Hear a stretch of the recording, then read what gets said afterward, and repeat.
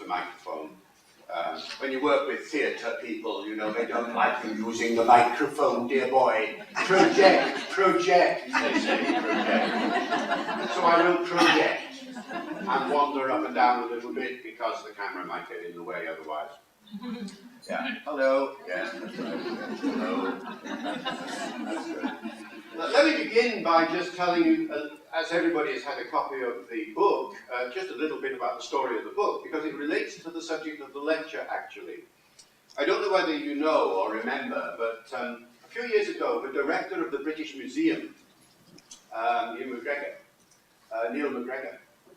did a radio series which turned into a book called The History of the World in 100 Objects. And the idea was to go around the British Museum, find 100 objects, each of which represented one strand in the history of the world, put them all together like a jigsaw, and you get a sense of the history of the world. And everybody thought that'll never work, but it did work. It was a very successful project.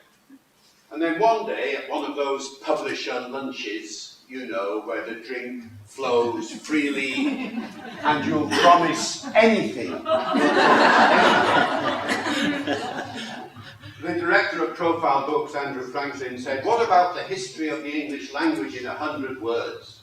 And I said, "It's impossible." And he said, "No, it isn't." And I said, "Yes, it is." He says, "We're going to pay you all this money." And I said, "It's possible." And that's the story of the book. The idea was to choose 100 words, each of which tells one story in the history of the language, so that at the end, if you put them all together in a jigsaw-like way, you do feel you've got a sense of how the vocabulary of English has grown up. And the very first chapter in the book is about the very first recorded word we know in the English language, and the last chapter in the book is about the latest trend in vocabulary in the English language, which is, of course, the internet, hence Twitter.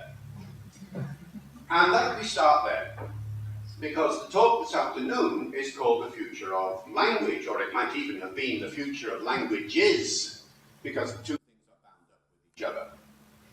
And it's a topic that I'll interpret today mainly in relation to English, but let me begin by providing the perspective, because the perspective is from the 1990s. In that decade, 3 amazing things happened. The first thing was we discovered the plight of endangered languages. The surveys that had been done in the 1980s and were spilling over into the 1990s established for the first time that of the, at the time, 7,000 languages in the world, half of them were so seriously endangered that they are going to die out in the course of the present century. They are spoken by so few people that their future is not just uncertain, but on a decline towards 0. That meant, if you work it out, 3,000 or so languages in the course of 100 years. There is a language dying in the world somewhere or other every 2 weeks on average. And this shocked everybody. Nobody had realized that there was a linguistic crisis of such major proportions. We know that plants and animals are dying, but only small percentages of the species of the planet are dying out. The estimates vary between 2 and 5 and 10 or 20%, depending upon what sort of plant or animal you're looking at. But 50% of the languages of the world, oh, this really shook everybody. And that started a whole series of trends to, first of all, draw attention of this problem to the world. UNESCO introduced a heritage red book of dying languages or endangered languages.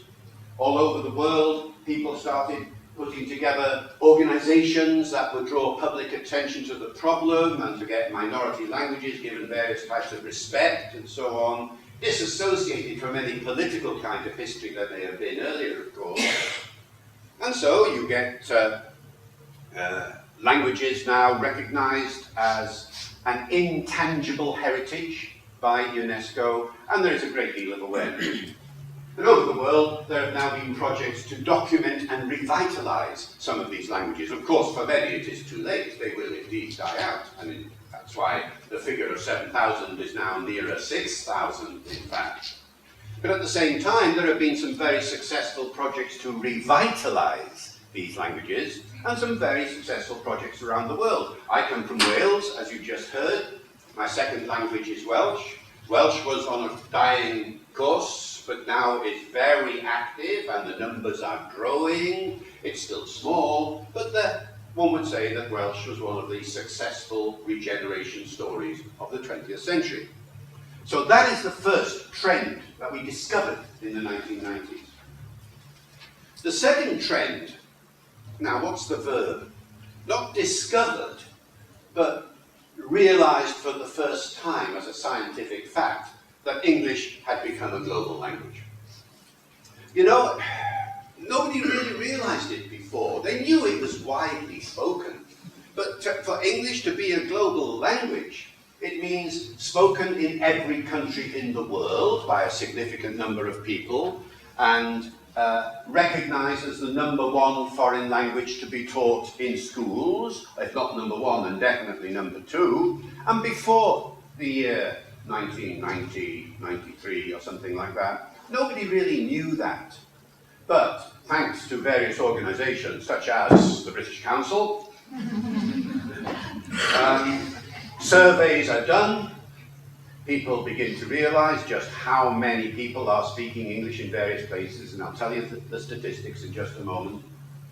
And so by the mid-1990s, books were starting to be written called, well, my book called English as a Global Language, or David Graddold's book, or Tom MacArthur's book. These books written, the first books on this subject in the second half of the 1990s, you see.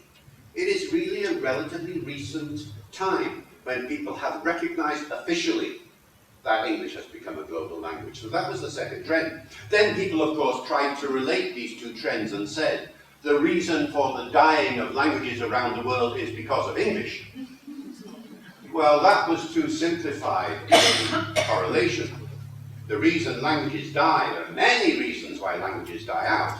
One of them is certainly a dominant language coming in, which provides the opportunity for a better quality of life of the people who speak the minority language, and so they leave their minority language behind and learn the dominant language. But that dominant language is not always English, of course. It may happen to have been English in the United States or Canada or Australia, where the indigenous languages have indeed disappeared over time. But if you go to South America, for example, and look at the minority languages of Brazil or Argentina or Chile or Uruguay or any of them, then that's not because of English. You see, they have learned Spanish and Portuguese as the dominant language. Go to Russia, and the minority languages of Russia have started to die out because of Russian. Go to China, it's because of Chinese. Go to Africa, it's because of Swahili, and so on, or Arabic. And so the trend for language endangerment is nothing specifically associated with English. That's important to recognize.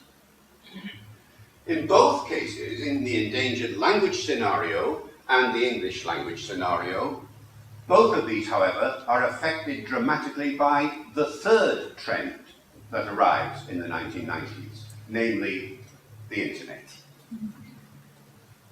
In both cases, the internet has had a dramatic impact. On endangered languages, it has been amazing. It has been the salvation of several languages.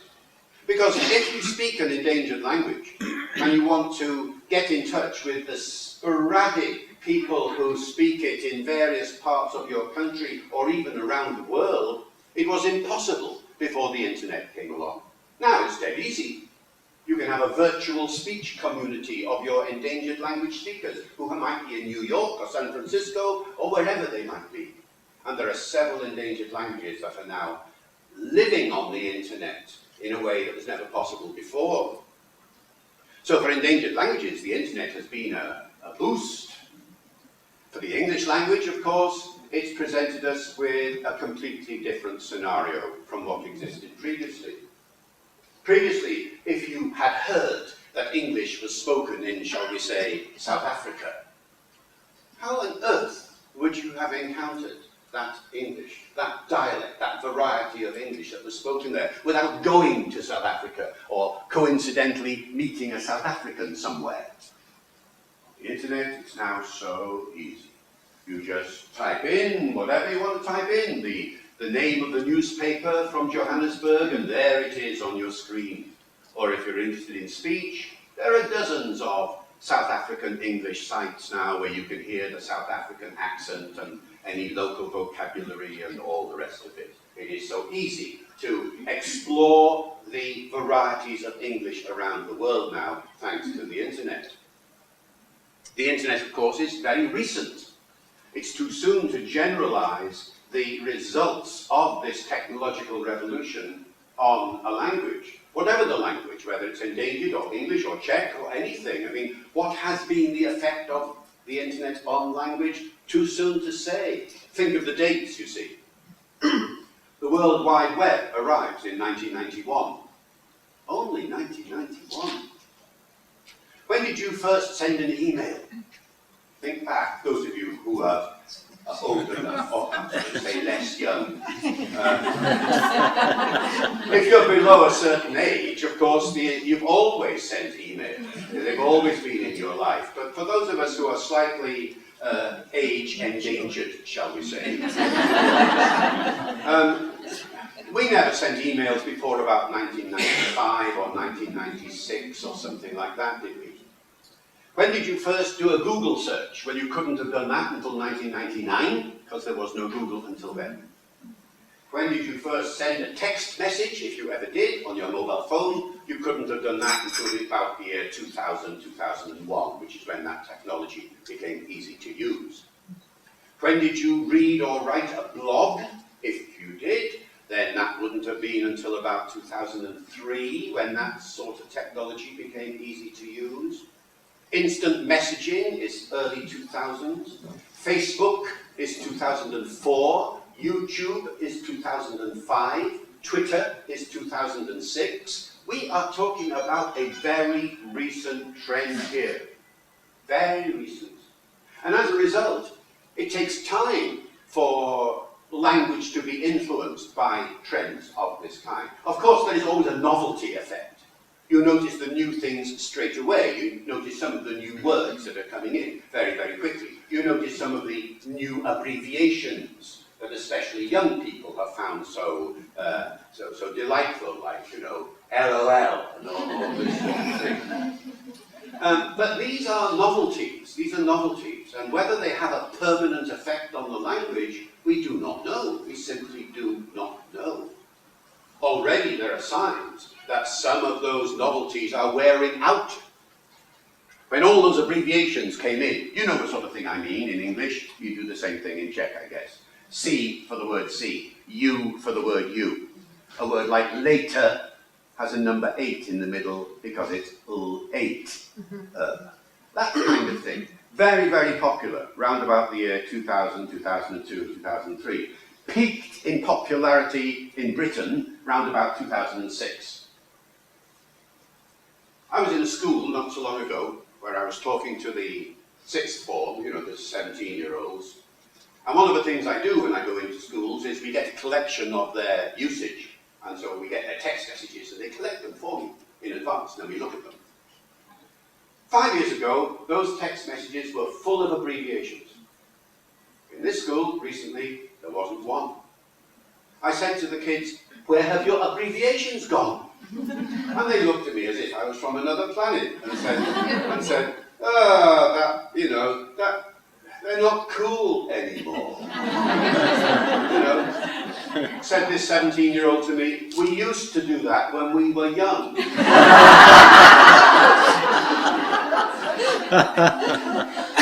One lad came up to me and said, "I'll tell you when I stopped abbreviating in text messaging. I stopped when my dad started." You get it? I mean, this is the thing about slang. We all want to be cool, you see, we grown-ups. And so we say, "Oh, I'm going to do like the kids do," and I start. And then the kids think, "Oh, Dad, no. Oh, Mum, no, please. Don't say you're cool. No, that." And suddenly if it's not your language anymore, you stop using it and go for something else. Now, the reason why I tell you this story is because we're talking about a trend that is in the last 10 years, you see. So if you want to generalize about language on the internet and about the language of the future, it's very, very difficult because the technology is changing so fast and society's use of the technology is changing so fast. And so, it's a horrible topic to talk to, you know, the future of language. It is so unpredictable. Imagine 1,000 years ago, if you had said to somebody, in 1,000 years' time, nobody really will be using Latin, apart from a few. They'd have thought you were mad. And so in 1,000 years' time, will everybody be using English? Who knows? I have no idea. For all I know, we might all be speaking Martian by then, if they land and take over the planet, like they're supposed to do in the science fiction films. The future of a language is bound up totally with the future of society. Just to ask, what will English be? Will it still be a world language in 1,000 years' time or 500 years' time or whatever?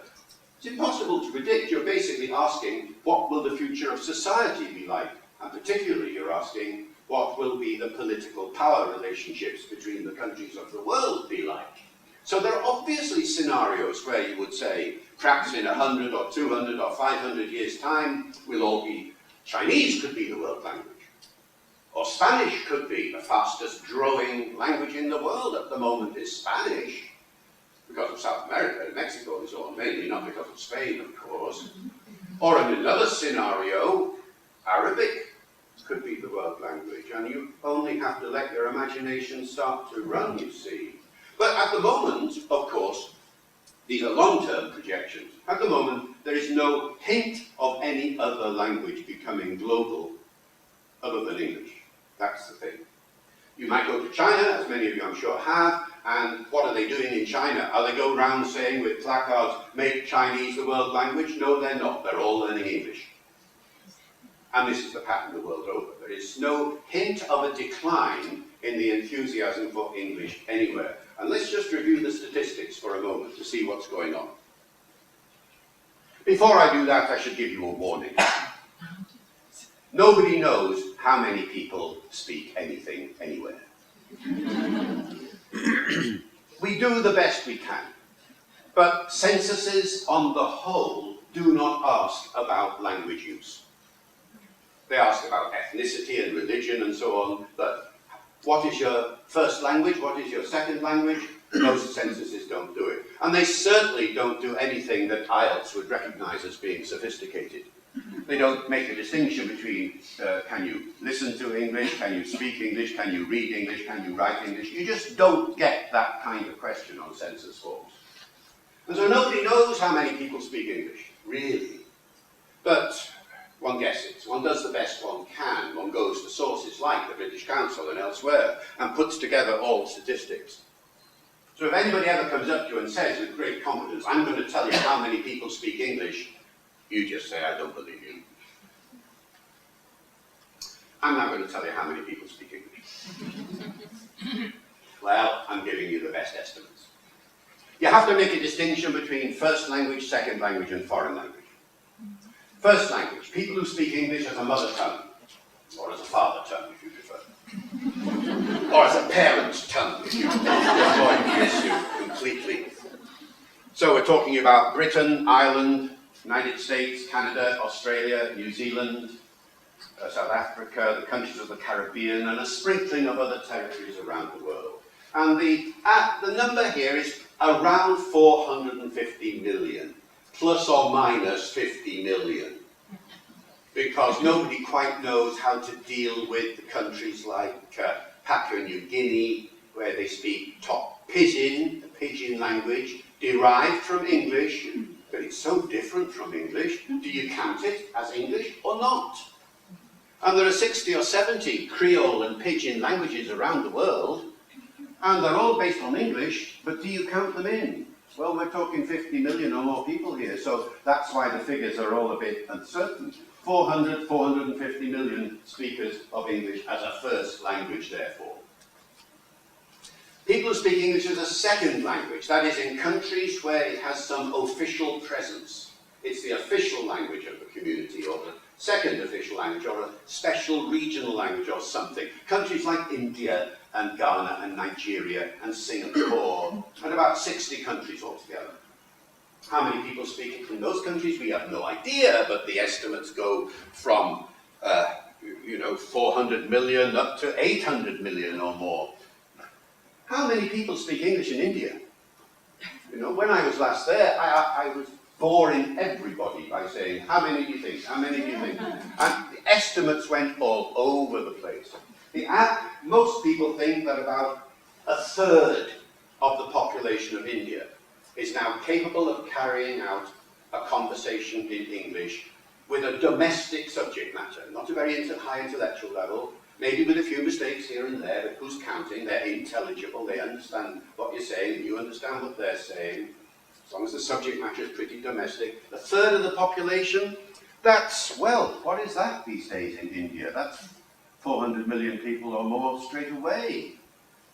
So there are many people speaking English of a sort in India than in the entire native-speaking population of English in the rest of the world. That's amazing. And then we haven't even thought about Nigeria and everywhere else yet, you see. So, 500, 600, 800 million maybe speaking some sort of level of English as a second language. English is a foreign language now. In other words, the other countries in the world where English has no special status, it's simply the #1 language taught in schools or whatever. And again, we don't know how many people there are here. We're now talking fluency, aren't we? I mean, this is the problem, the real problem, both with second and foreign language situations. How fluent do you have to be in order to count as a speaker of a language? Obviously, if you're 100% fluent, you are definitely a speaker of that language. In other words, your ability is commensurate with that of a native speaker. If you're 90% fluent, certainly you're a speaker of that language. 80% fluent, definitely a speaker of that language. 70% fluent, almost definitely a speaker of that language. 60% fluent, probably a speaker of that language. 50% fluent, possibly a speaker of that language. 40% fluent, oh come on. I mean, but where do you stop? You see, there's no answer to that question. And so the figures for foreign language use are hugely uncertain. People think it might be about as many as 1,000 million. Maybe a bit less. Now, what's happening in China, you see? This is the big problem there, here. How many people speak English in China? We do not know. Around about the year 2000, the estimate was about 200 million. But the Chinese said that they were going to double the number by the time of the Olympics. And they probably did, but we don't know for sure. In which case there may be as many as 500 million people speaking English in China these days. So the figure of 1,000 million is very unclear, but it gives you a rough idea, doesn't it?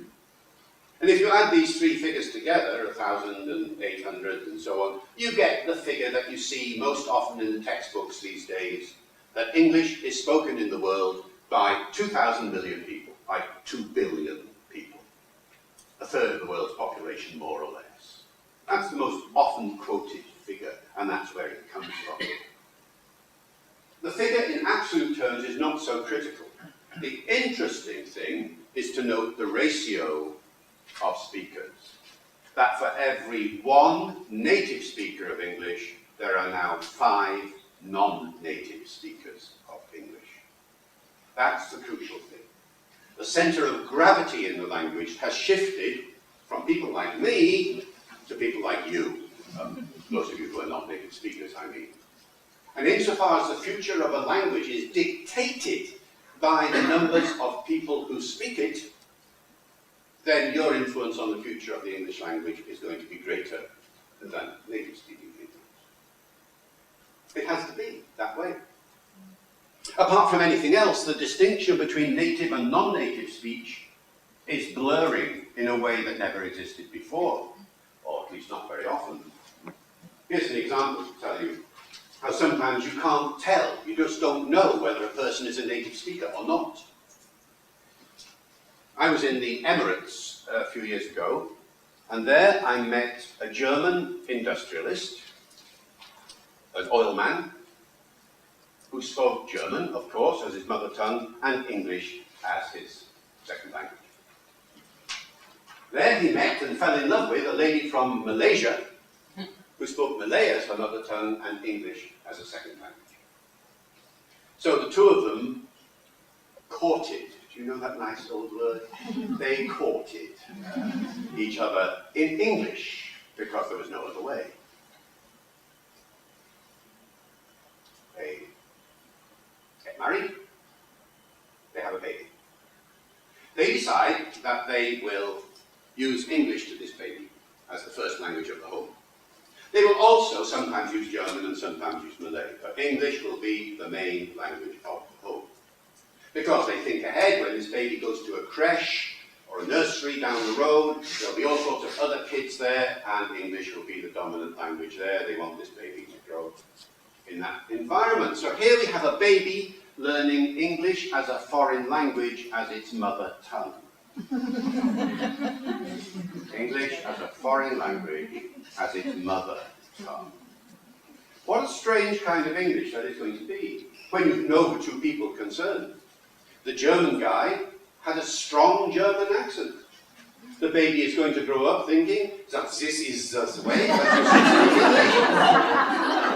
The German guy couldn't use TH to save his life. So the baby will think, well, that's how daddy speaks. Okay, I'll speak like that. The Malaysian lady had a very syllable-timed rhythm, rat-tat-tat-tat-tat-tat sort of rhythm. So the baby is going to speak English like this, maybe. Who knows what that baby's going to do? What do you call it? Do you say you're a native speaker? Of course it's a native speaker of English, but what an interesting kind of English that baby is. And that baby is not alone, because there are millions of these babies around the world. Millions of them. Born to all kinds of liaisons, linguistic liaisons, by their parents. How do you predict the future of English in a context like this? Oh. So, the statistics may be uncertain, but the trends that are affecting the statistics are becoming clearer as time goes by.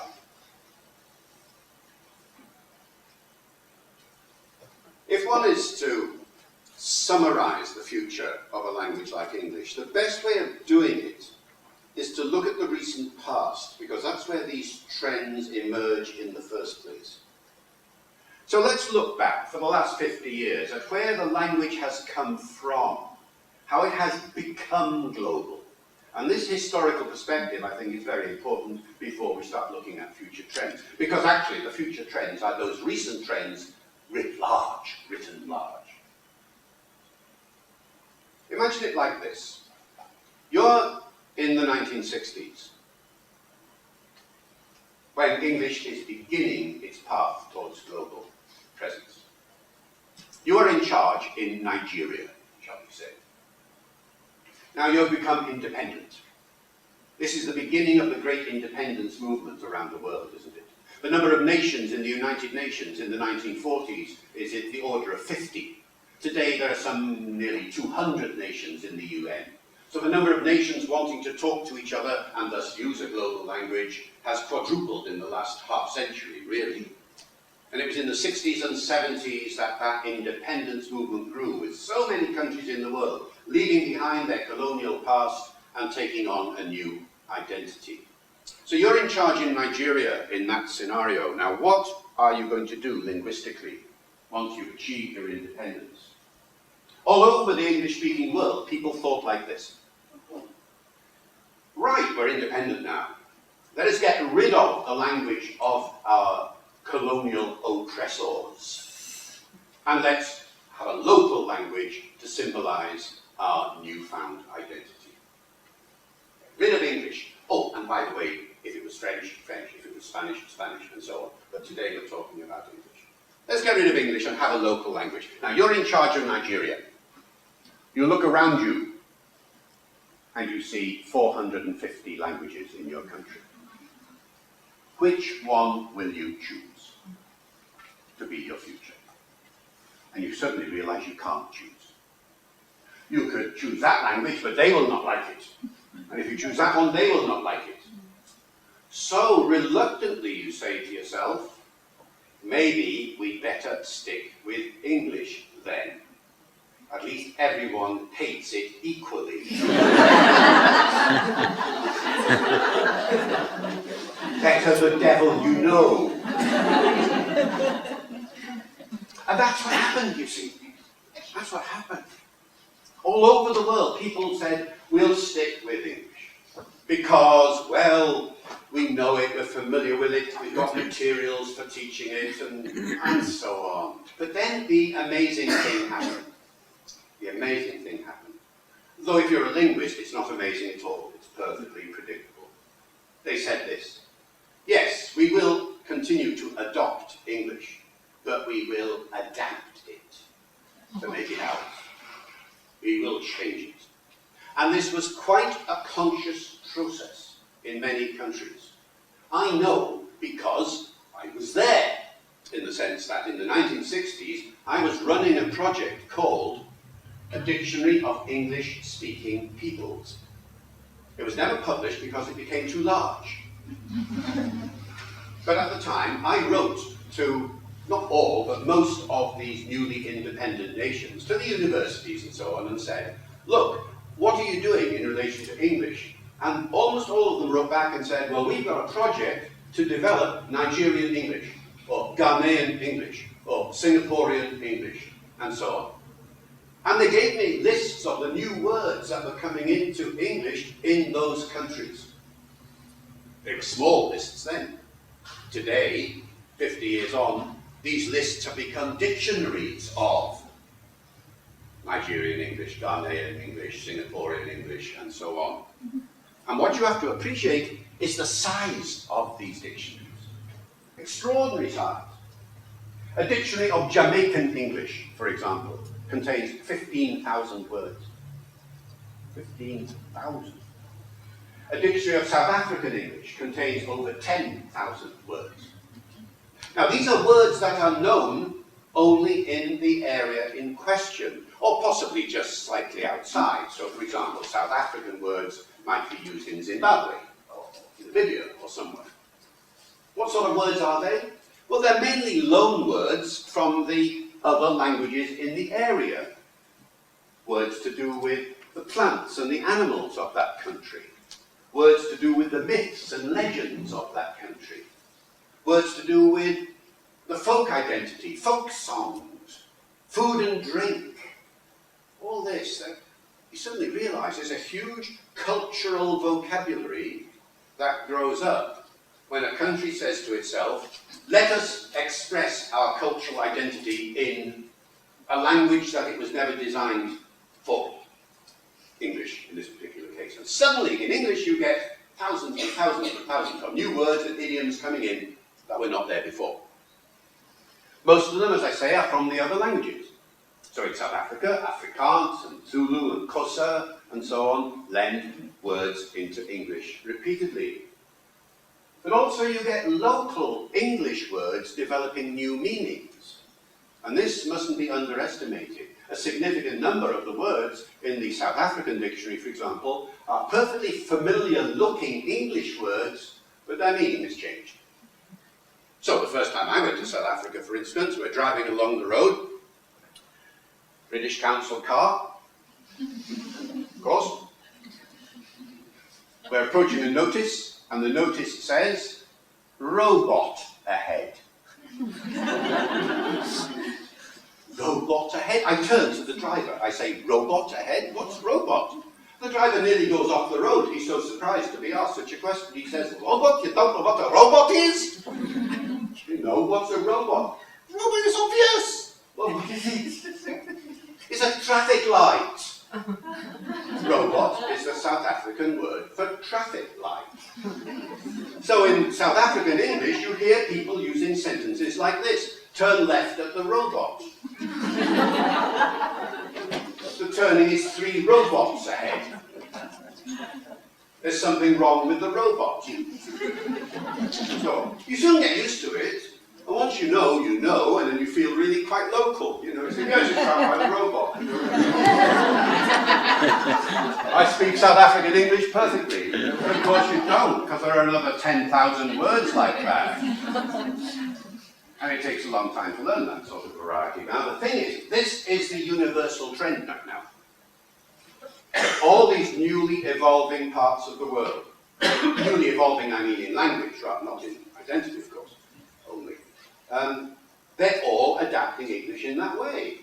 And when you go to these places, and when I say go, I don't mean necessarily physically go, but go online, maybe. And that happens more often than you might think, because of course, if you go to a chat room or a forum or a Facebook page, who knows where the contributors are coming from? They could be in any part of the world. So you may suddenly encounter a South African guy making a contribution to a Facebook forum who uses the word robot in that way, and suddenly it's there in front of you in a way that you haven't expected before. This is how the internet is influencing the spread of these new varieties. So vocabulary is a thing. And you encounter it also if you do a little bit of travelling, and I guess everybody does these days. When you go into a restaurant in a new part of the world, in you go, and you say to the waiter, at least I would, can I have the English menu, please? He gives you a menu. You look at it, and you say, sorry, can I have the English menu? He says, that is the English menu! And you suddenly realise that none of the food names and the drink names are being translated because they are untranslatable. The thing looks like the foreign language, but it is actually in English. And you suddenly realise that if you're going to get used to this country, you'd better learn some of these new names for food and drink and so on and so forth. Now, the point I want to make to you is that when I talk about these new Englishes, I'm talking about every country in the world. I'm not just talking about ex-colonial countries. So I'm talking about the Czech Republic, as much as anywhere else. What do I mean by that? I mean that there is a variety of English growing in the Czech Republic which is as distinctive as many of these others are, except you hardly know it's there yet, because it hasn't been made into a dictionary or anything like that. Let me illustrate by pointing out the kinds of problem that you have when you encounter, or your students have, when you encounter or they encounter English for the first time, and they encounter cultural idioms. And they're completely lost. Not because they don't understand the words, but because they don't understand the cultural background to the words. So if I were to say to you, having come out of a meeting, it was like Clapham Junction in there today. It was like Clapham Junction in there today. You understand the words. You probably know that Clapham Junction is the name of a railway station, or you might deduce it from the context. But what does it mean?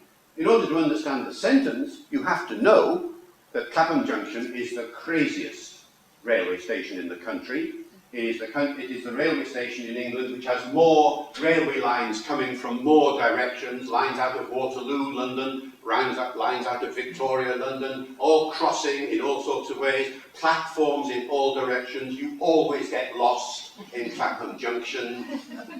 So to say it was like Clapham Junction in there means it was totally chaotic. Or to say to you, this watch of mine, it's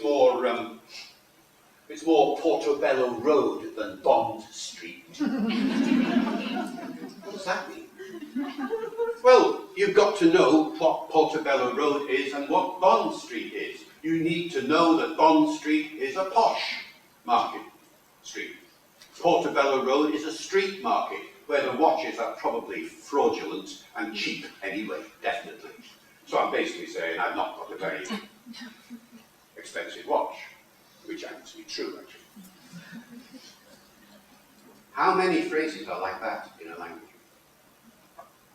It's the cultural load of these phrases that provide the difficulty with language learning when you encounter these varieties around the world. Now you're beginning to see perhaps what I mean when I say there is a variety of English growing in the Czech Republic, or in any country, which has examples like that. When I talk about a new English, I'm not talking about a new kind of pronunciation or a new kind of grammar. I'm talking about the cultural, the expression of the cultural identity of that country in the English language. So I'm now talking to you in a group, and you're using English to me. And you're saying things now like the equivalent of Clapham Junction. What is Clapham Junction in Prague? You know? It was like, is there an idiom? Is there anything remotely like saying, it was like, and you mention a part of the country where there is total chaos? Some are nodding. Now, whether it be the same example, I don't know. What would be your equivalent of Portobello Road and Bond Street? You see, there will be places. Think of the way in which we talk about our politicians. You do have politicians here. And I expect to talk about them in a similar way to the way we talk about them in the UK. So if I say, you know, David is having a real problem with the Lib Dems at the moment, you have to A, know who David is, and B, know what Lib Dems are. Who is your David?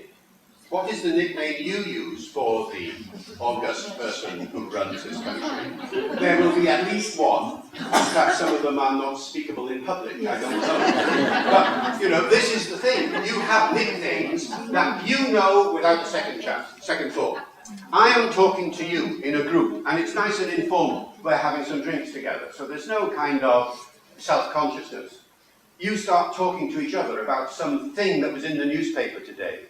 And you will mention your equivalent of Lib Dem, or Tory, or David, or whatever. And I'm going to be going, sorry, what? What? Who's that? What are they? I have no idea. I speak English, but I don't know your English. I don't know what you're saying, because I don't understand the cultural background of what you're saying. I understand your words. I understand your pronunciation. I understand your grammar. I actually understand the individual words of the sentence, but I can't interpret it because I don't have that cultural shared identity with you. This is what is happening all over the English-speaking world at the moment. People have become hugely tolerant of accent diversity.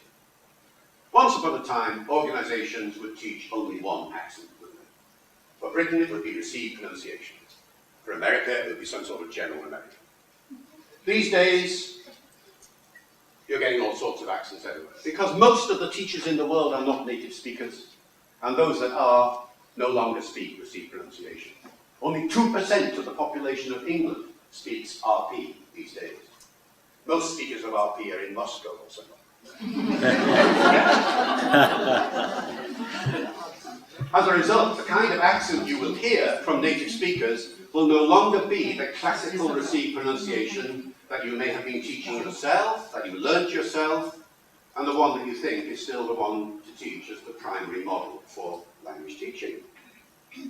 I don't speak RP, I speak a modified version. My accent is a mixture of my Welsh origin and my Liverpool secondary school upbringing, and a certain amount of variation as a result of my encountering RP, not least by being married to an RP-speaking wife. And all of this comes together into an accent that is a mongrel accent. And it varies, it's inconsistent. Sometimes I say bath and sometimes I say bar. Sometimes I say for example, sometimes I say for example. Sometimes I say schedule, sometimes I say schedule. Ben, my son, and I have just produced a book called You Say Potato. You remember the song? You say potato and I say potato, is it? You say tomato and I say tomato. You say either and I say either. Song from the 1920s, Fred Astaire, Ginger Rogers. So we gave the book the title, You Say Potato. If you go online, by the way, you'll see a bit of fun at the moment. This is completely off topic, but you must know about this. You need to know about this.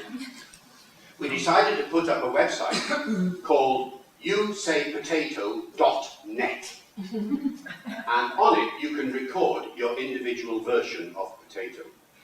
What you do is you call up the site, there's a button there, you say, hello, my name is David, and I'm from Prague, and this is how I say potato. And at the moment, I started last week, as of this morning, over 500 people have done this, including some very well-known people like Stephen Fry and Benjamin Zephaniah and so on.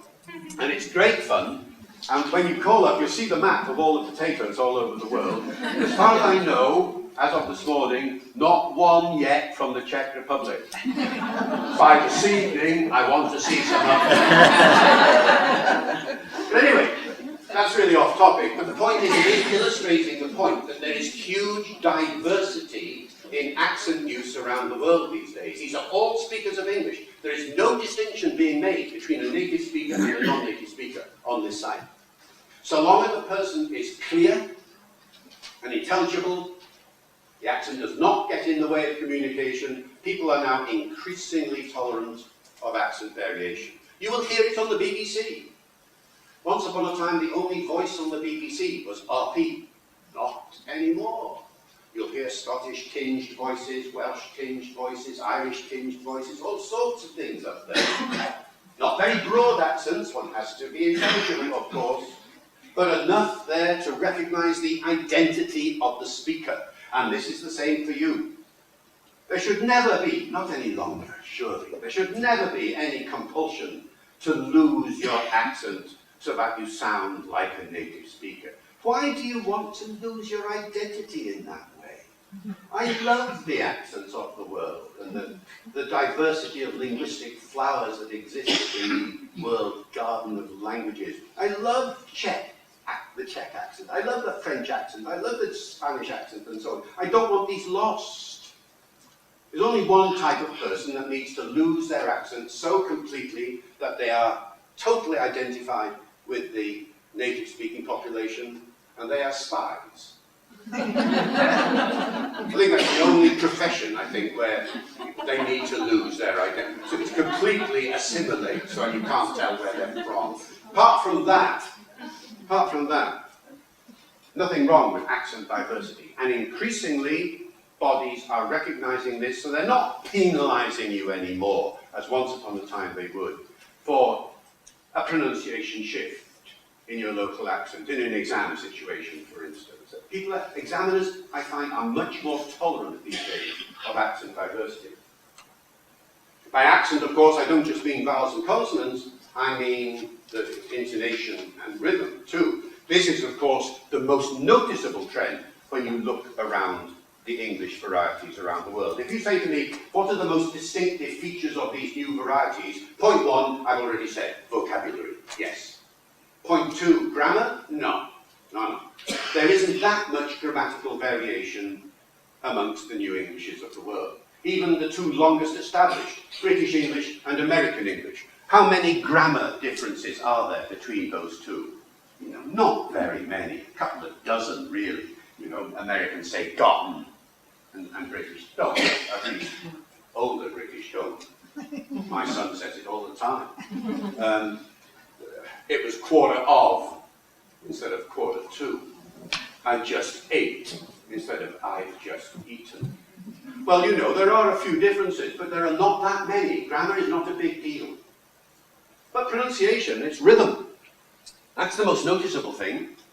If you look at these new Englishes, you'll find that something like 3/4 of them speak English in a rhythmically different way from the way in which English was spoken in the past. Now let me just remind you, there are these two big types of rhythm in the languages of the world: stress-timed rhythm and syllable-timed rhythm. Stress-timed rhythm is what I'm using now, the tum-ti-tum-ti-tum-ti-tum sort of rhythm. The iambic pentameter of Shakespeare, for example, or anything like that.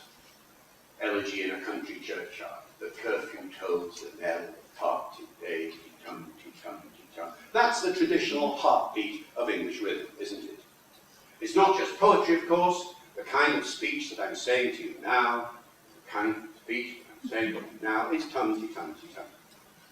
The other kind is syllable-timed rhythm, where the beats of rhythm come out equally on each syllable. So it's rat-tat-tat-tat-tat rather than tum-ti-tum-ti-tum. You hear this sort of rhythm if somebody from France starts to speak to you with a very bad accent, but you hear the syllable timing coming out like this, Now, English has never been a syllable-timed language until now. Because around the English-speaking world, you will hear that rhythm all the time. Once upon a time, it would have been thought to be wrong, bad, correct it. With 1.5 billion people using it, we can't really say it's wrong anymore. So what sort of thing am I thinking of? Well, go to Jamaica, the Caribbean, and you say, where are you from? A Jamaican would not normally say, I'm from Jamaica, T-term. He'll say, I'm from Jamaica. I'm from Jamaica, ma. Or go to India, the whole subcontinent of India, where there is a huge range of accent variation, but most Indians speak in a syllable-timed way.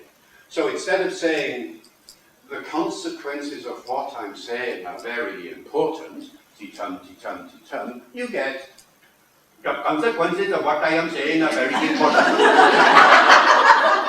The consequences of what I am saying are very important. It's syllable-time speech, syllable-time speech. Now, you know, one laughs because it's a talk conference like this. In real life, of course, you wouldn't laugh, because that is, but you wouldn't, because that is when you go to India and start laughing, you're in trouble.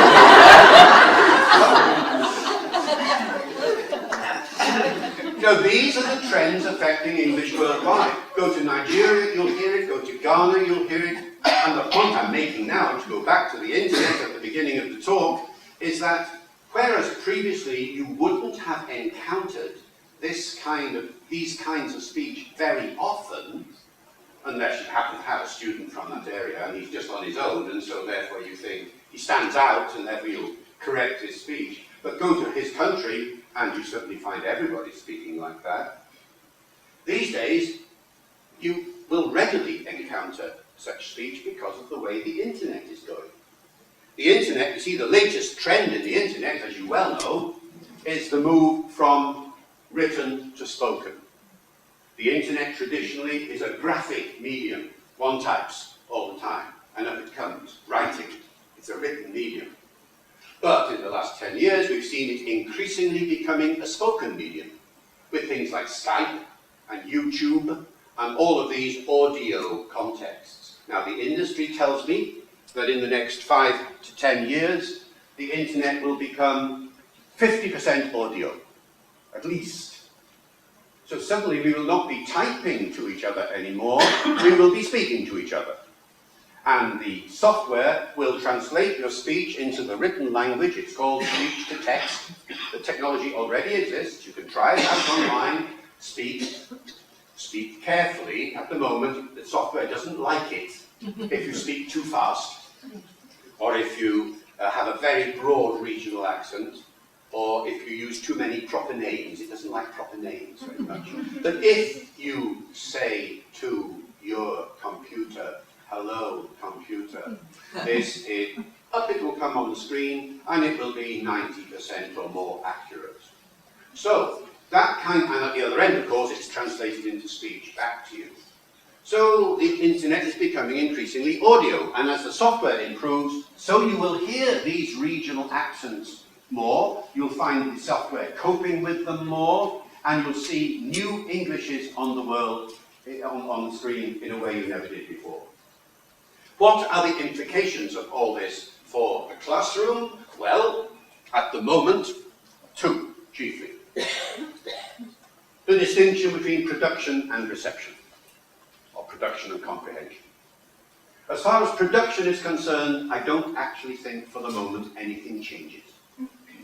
If you're used to teaching standard British English and received pronunciation, because that's what you're most familiar with, that's where all your materials are, that's what the examining board is expecting, and so on, then you'll carry on doing that. Fine, fine. But don't be too critical of any slight variations in pronunciation and so on that the kids have picked up from the internet or elsewhere, which are being already used by millions and millions. Now, how do you get to know what they are? Comprehension. With comprehension, everything changes. It is no longer the case, and I don't think anybody really does this anymore, but you never know.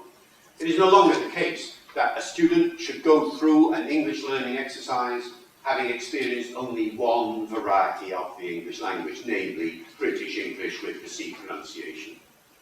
If that were the case, the student leaving your care, going out into the big wide world, is going to be in a horrifically difficult position, because he will not encounter that variety very often. What he will hear is new Englishes, mixed accents, and all the amalgam of language that is the reality of English in the world today. And so therefore, I mean, I'm not a teacher, I have an easy job, I'm just a linguist, you have a difficult job. But when I go around the world and I go into classrooms, what I see is increasingly teachers, from the very beginning, exposing the kids, or the adults, to these new varieties of English. Not that they expected to learn them in production, but at least they're getting familiar with them. They're realizing that the way they've been taught to speak has variations. And little by little by little, over a period of several years, of course, it can't be done all at once, they come to know, oh, he's from South Africa, or he's from Australia, or he's from America. You choose the accents, you choose the new varieties that you think the students are most likely to be interested in. And so as far as listening comprehension is concerned, it's a very different situation from production. At the end of the day, everybody ends up being multilingual in English. That's what it is. You go to many parts of the world now, and people have a variety of English that they use on the street, which is the local identity, new English. Go to Singapore, for instance, and you hear on the street Singlish, Singaporean English, which is a mixture of English and Chinese and bits of other things as well. In class and on the radio and television, you hear, of course, standard British English. So Singaporean people are now bidialectal.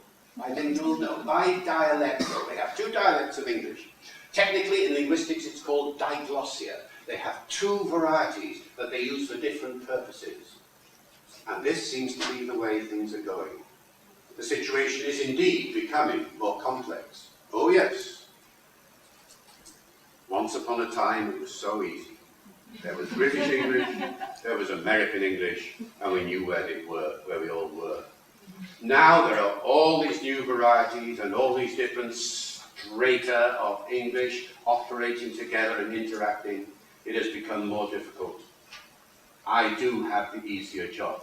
All I've got to do is go around describing these languages and talking about them, these new varieties, and then I can go home and rest easily. You have got the more difficult job. You have got to teach the flaming stuff.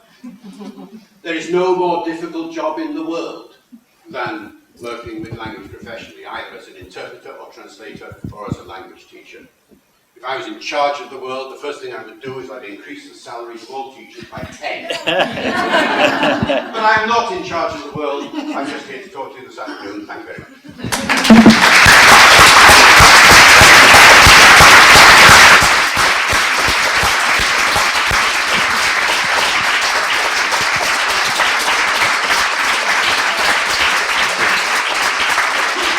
Thank you for a very entertaining, interesting, engaging, insightful talk. What I'd like to do is, before we go for coffee, I'm just happy to take just a few quick questions from the floor, because we'll be able to ask more questions later on when we have actually the panel discussion. But I'm sure you've got a few questions you'd like to ask now while it's on the tip of your tongue. So let's go with this gentleman here. Sorry, my name is Jason, and it was something interesting that you had said earlier.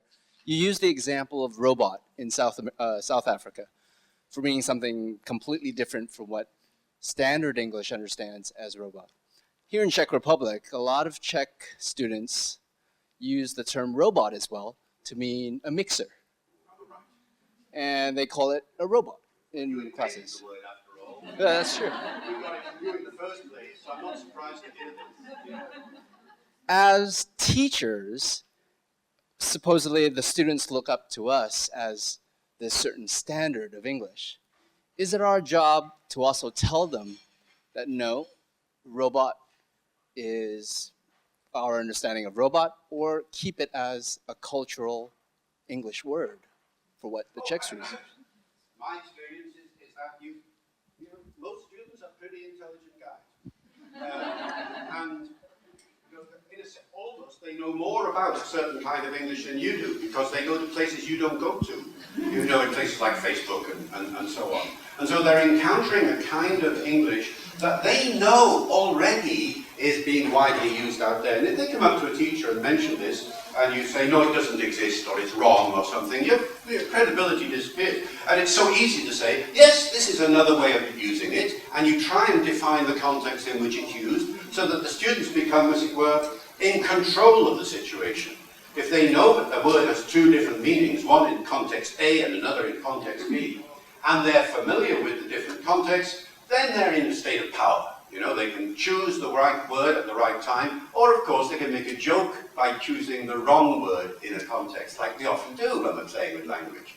So I always feel that the more information you can give them about these variations, without being proscriptive and saying, you must not use this, rather, yes, you can use this, but only in the following circumstances, otherwise you're likely not to be understood, or if you apply for a job, you won't get it, or whatever, and give them some good reasons, The more cultural awareness you can build in, I think the better, personally. Okay, thank you. A question? Question? Anybody else? Oh, right at the back. Okay, one. This is the last one before we go for coffee. Yeah. I'd just like to ask about one word in Czech, which is believed to be another Czech invention, and that's tunneling, in the sense of tunneling the bank, like steal the money. So my question is, was this word in English before 1990, when it came to Czech? But I know where to look it up. What you do is you go to the Oxford English Dictionary online and just call it and see if there's a history for it there. I don't know, without looking it up. I would not be surprised. A lot of modern developments that people say, these days there's a new usage come in, you go to the OED and you find it was there in the 16th century or the 17th century and so on. And I'm perpetually surprised by histories that have been lost sight of. I mean, the word must have come from somewhere, you see. Take robot. If you go to the OED, you actually find that in the 1920s, its earliest recorded use is in Lancashire and Yorkshire in England. It was, when the word robot came in from Czech, nobody understood what it meant, you see, because they didn't know about robots. They haven't seen a play or anything like that. There you are. And so they thought it meant just some mechanical contraption. And so when traffic lights were invented in Britain, which is in the 1920s, they called them robots. Now, for some reason, it got to South Africa. How, we don't know. It didn't go anywhere else in the world. Why? Really interesting, isn't it? Now, the same thing might have happened in Canada. I don't know. But that's the sort of example I mean. You drop that into the conversation when I'm talking to you, and I will politely sort of smile, but I have no idea what you're talking about. and just one last story, because it's from home, and I don't know how general this is, but I was in, oh Lord, I've got to pronounce it right now, Uherské Hradiště. A few years ago at a film festival there. Yeah, and we were in the street talking to a group of teachers, film buffs who were there. I don't know how general this is, but this is what happened. One person said to the other, I live on such and such a street. And the other person says, oh, so do I. And the first person said, what number? And the person said, 200. And the other guy said, well, what a coincidence, I'm 201. And I then said, conversation, so you can wave to each other in the morning then? And they said, no. And I said, you see each other often when you go out of the house. No. I felt, ooh, Later, I asked a local person what was going on. And apparently there, and is it more general in your country? It's not like numbering in Britain, where house numbers go 200, 202, 204, or 201, 202, like that. Apparently there, the houses are numbered depending upon when the house was registered historically. Yes. Yeah, in some parts there are nods around the room. There are two sets of numbering, Yeah, especially in bigger towns. One is following, yeah, and one is depending on when they were built. yeah. Now this, you see, is completely alien to me. I had no idea, and I was completely fooled. And you know, I just shut up. I felt very embarrassed. You think you're making a joke, and it goes down like a lead balloon. And so one is always encountering this kind of unexpected interaction. Oh, thank you very much. Okay.